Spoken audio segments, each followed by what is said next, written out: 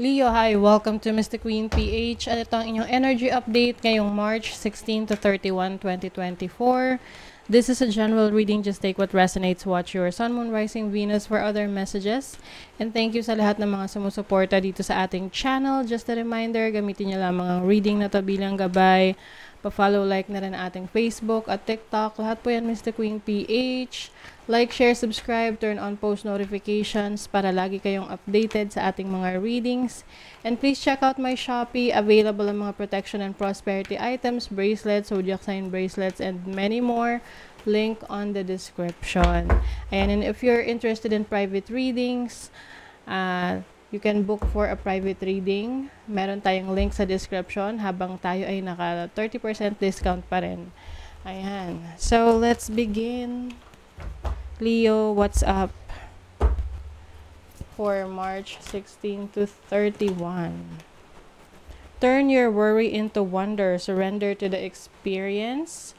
What possibilities can you dream into reality? Ayan. So, yung iba siguro sa inyo ngayon, medyo nag-aalala kayo sa mga bagay na gusto nyo sanang gawin. Kaya lang, iniisip nyo kung worth it ba siya, no? So, siguro iba sa inyo na medyo natatakot mag-take ng risk sa mga changes, no? But, ang importante raw dito is you surrender to the experience. Kasi, ano yan eh, kahit ano pa yung gusto mong i-pursue, meron kang learnings dyan, meron kang matututunan dyan. Okay? May life's lesson yan. So, paano mo malalaman kung hindi mo susubukan, 'di ba? At maraming possibilities itong mga pangarap mo na kaya mo palang gawin na maging reality, no? Maisakatuparan mo. So, let's see what else. Siyempre, ang pangarap lang yan hanggat hindi mo siya ginagawa ng action. Uy, excitement, passion. Ooh. Catalyst for change. Maaring merong biglaang mangyayari, no? Para mapurso mo itong gusto mong gawin. Parang meron siyang trigger point or kindling agent para mangyari, no? This is something unexpected para sa iyo. Pwedeng let's say merong business na gusto kang simulan pero you are worried.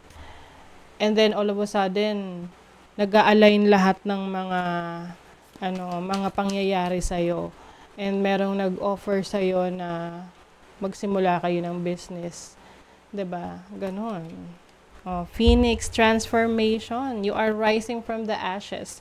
This is resurrection. Pagbangon muli. Okay?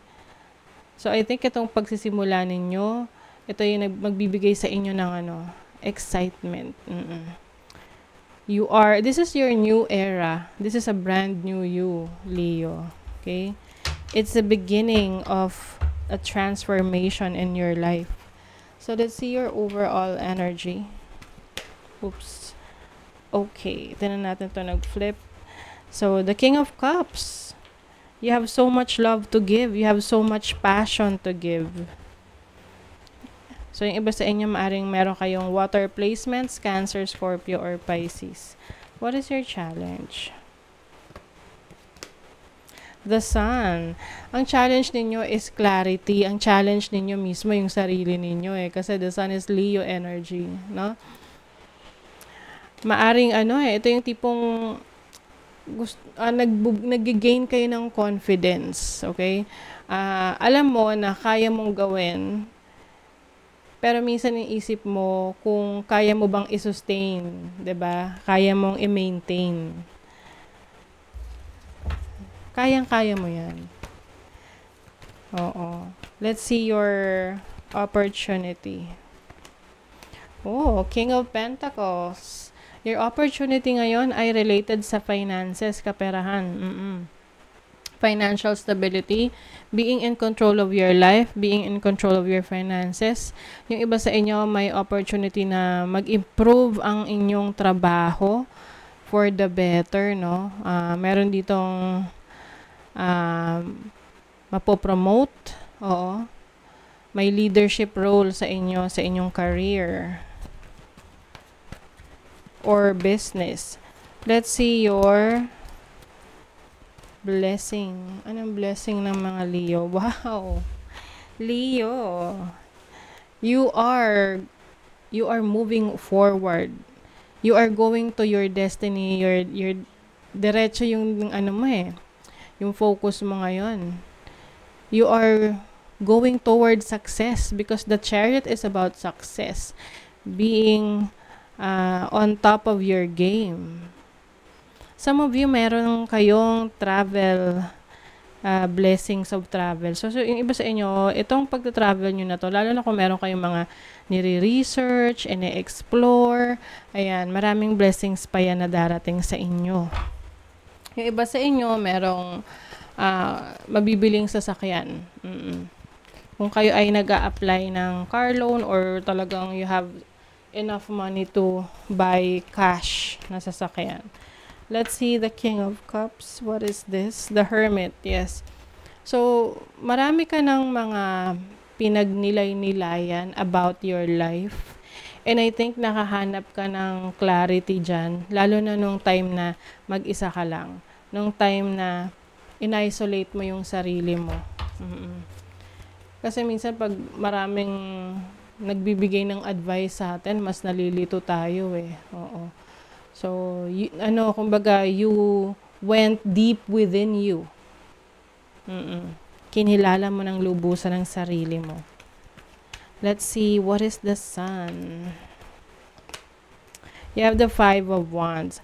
Alam nyo, you're very competitive, no? Kayang-kaya mong makipagsabayan sa mga competitors mo, sa mga contemporaries mo, no? Kumbaga, you have enough energy na kailangan mo. Yan lang talaga yung, I think yan yung pinag-aalala nyo, na baka hindi kayo makasabay. No? Pero yes, you can, definitely. So, let's see your opportunity. Wow! You have the Magician. Jack of all trades. Marami kayong abilities.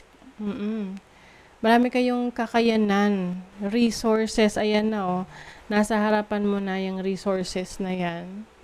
Okay? Kailangan mo na lang talagang mag-take ng action. Whatever this is na gusto mong i-pursue, i-explore, as long as you want it, no? As long as gusto mo yan, you will be successful in that field.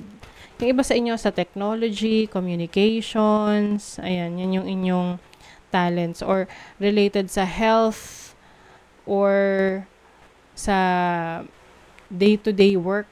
Ayan. Medical field, pwede rin. Tingnan mo naman yung blessings ninyo. This is financial stability. Magtutuloy-tuloy yung financial stability ninyo. And I feel like mas lalo mong i-improve pa yung iyong trabaho, yung iyong career. You have more than enough. Okay? Meron kang sapat para sa sarili mo. Meron ka ring sobra para itulong sa iba. Okay? So, syempre, 'di ba, kapag marami tayong blessings, mas maganda na makapag-share tayo ng blessings para lalo pa tayong i-bless. Let's see your money, career, finances. Money, career, finances. Money, career, finances. Okay, upgrade. Oh, 'di ba? Where you are going to be your own boss. Ayan, nagle-level up ka na. Your career status is getting an upgrade very soon. Wow. Yan, yung nabanggit ko kanina, may promotion. Promotion sa trabaho. So, tinan natin yung message sa in a relationship. So, if you are in a relationship na Leo, what's the message? Expectation. So, importante raw sa relationship ninyo, alam mo kung ano yung gusto mo, hindi yung tipong nag-e-expect ka pero hindi alam ng person mo yung expectations mo sa kanya. So, nagkakaroon yan ng misunderstanding, no? Let's see, para naman sa mga single dyan, manifest. Ayan. The person you are manifesting is coming. Keep the faith. Yes. Parating na daw ang iyon yung minamanifest na person. Siyempre, you are what you attract. So, you have to be ready for this person. Okay? So, that is your reading, Leo. Thank you so much. Bye.